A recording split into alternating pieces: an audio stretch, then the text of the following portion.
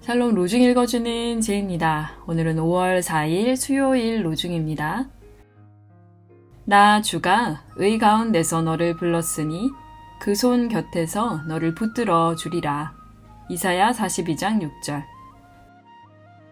그리스도 예수 우리 주님 안에서 우리는 자유와 하나님께 나아감을 얻습니다.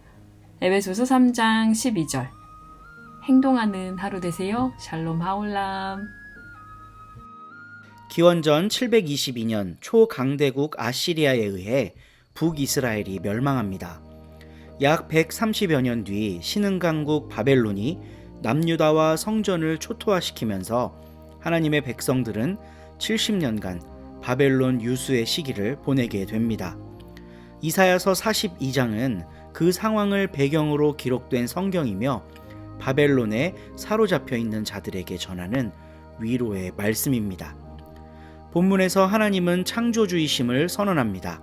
특히 그분은 모든 사람들에게 호흡을 주시는 분이시랍니다. 호흡은 하나님의 영입니다. 창세기에서 사람을 창조하실 때 코에 불어넣으신 숨결과 같습니다. 사람은 그 호흡을 받고 생령이 되었습니다. 그러나 바벨론의 포로로 사로잡혀 있는 사람들은 자신들이 생명이라고 생각할 수 있었을까요? 옥에 갇혀있는 신세, 삶의 모든 터전을 잃어버린 처지에 낭망하고 괴로워했을 것입니다. 한편으로는 전쟁에서 승리한 사람들이 얼마나 모질게 대했을지를 생각해 봅니다. 포로들은 사람 대접 받지 못하는 상황, 이것이 70년이나 지속되면 몸과 마음뿐만 아니라 영혼까지도 피폐해졌을 것입니다. 나는 살아있는 영적 존재다 라고 생각하기 몹시 어려운 환경입니다. 그러나 하나님은 이사야를 통해 그들에게 임무를 주십니다. 포로 신세인 사람들을 세워서 이방의 빛이 되게 하신답니다. 바벨론은 유대만이 아니라 주변국 모두를 점령했습니다. 포로 수용소에는 다양한 민족이 있었겠지요. 그곳은 모두가 인간 이하의 대접을 받으면서 생명으로서의 정체성을 잃어가는 공간이었습니다. 하나님은 그곳에서 당신이 생명의 원천임을 모두에게 깨닫게 하시기 위하여 유대 민족을 사용하고자 하십니다. 그들이 이방의 빛이 되어서 같은 처지에 있는 포로들을 일깨우고 이끌어주기를 바라셨던 것입니다. 눈먼 자들의 눈을 밝히며 갇힌 자를 감옥에서 이끌어내며 흑암에 앉은 자를 감방에서 나오게 하리라는 뜻을 이루시기 위함입니다. 유대인들이 하나님의 도구가 되어 이방의 빛이 된다면 그들은 포로 수용소에 있다 할지라도 더 이상 갇힌 자, 억눌린 자, 생명을 잃어버린 자가 아닙니다. 마음껏 하나님을 섬길 수 있었던 안락한 성전 생활은 잃었지만 포로 수용소를 하나님의 일터로 만들어가는 위대한 생명의 능력을 발휘하게 됩니다. 오늘날 믿음의 가정과 교회가 이 일을 이어나갈 필요가 있습니다. 가시적인 바벨론은 없지만 우리들은 예수님이 극도로 경계하셨던 만몬 그리고 힘을 숭배하는 세상에 놓여 있기 때문입니다.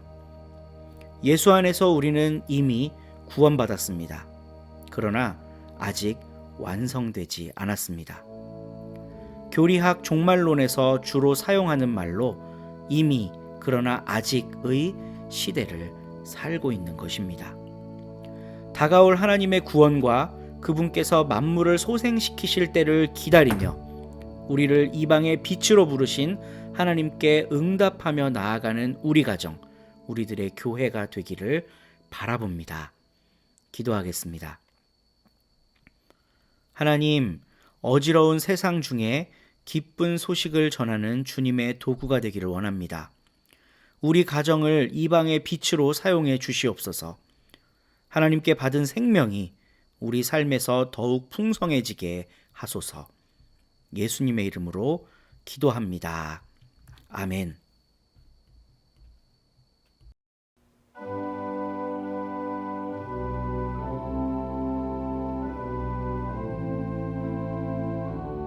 (2장) 형제자매 여러분, 우리 주 예수 그리스도님의 다시 오심과 우리가 그분 앞에 함께 모이는 일을 두고서 여러분에게 부탁합니다.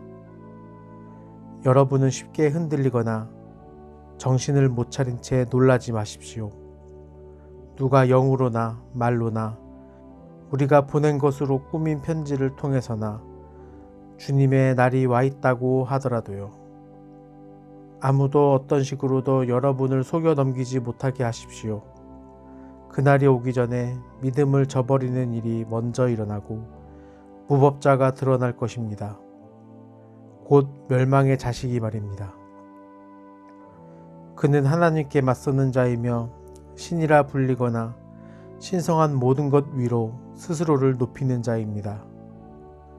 그가 하나님의 성전에 들어가 앉아서 스스로를 하나님이라고 내세울 것입니다.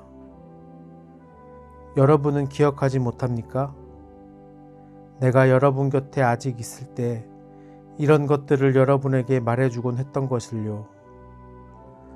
그가 자기 때가 되어 드러나기까지 지금은 그를 막고 있는 세력이 있다는 것을 여러분은 알고 있습니다. 사실 무법의 비밀이 이미 작동하고 있습니다. 다만 아직 막고 있는 이가 있는데 거기서 밀려날 때까지는 그렇게 막을 것입니다. 그가 밀려난 그때에 그 무법자가 드러날 것입니다. 그 무법자를 주 예수님이 그 입의 숨 기운으로 제거하실 것입니다. 주님이 오시는 광경의 광채로 없애버릴 것입니다. 무법자가 오는 것은 사탄의 활동에 따른 것입니다. 그는 온갖 능력을 내보이며 여러 거짓 징표와 놀라운 일을 해 보일 것입니다.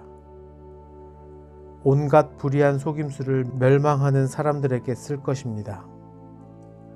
그들은 진리에 대한 사랑을 받아들이지도 않고 구원받고자 하지도 않았기 때문입니다. 이 때문에 하나님이 그들에게 속여 헤매게 하는 세력을 보내셔서 그들이 거짓을 믿게 하십니다. 진리를 믿지 않고 불의를 좋아한 사람들이 모두 심판받도록 하시려는 것입니다. 주님께 사랑을 받아온 형제 자매 여러분, 우리는 여러분에 대해 언제나 하나님께 감사드릴 수밖에 없습니다. 여러분을 하나님이 구원받을 첫 열매로 선택하셨기 때문입니다.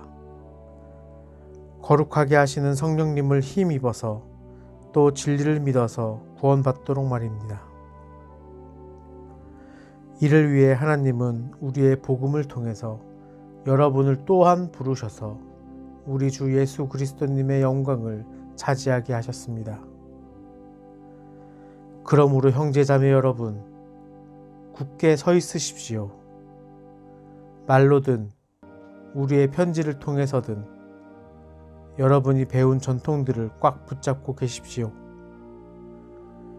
우리 주 예수 그리스도님이 친히 또 하나님 우리 아버지 곧 우리를 사랑하셔서 영원한 용기와 좋은 희망을 은혜로 주신 분이 여러분의 마음에 용기를 북돋우셔서 온갖 선한 일과 말에 굳건하게 해주시기를 빕니다.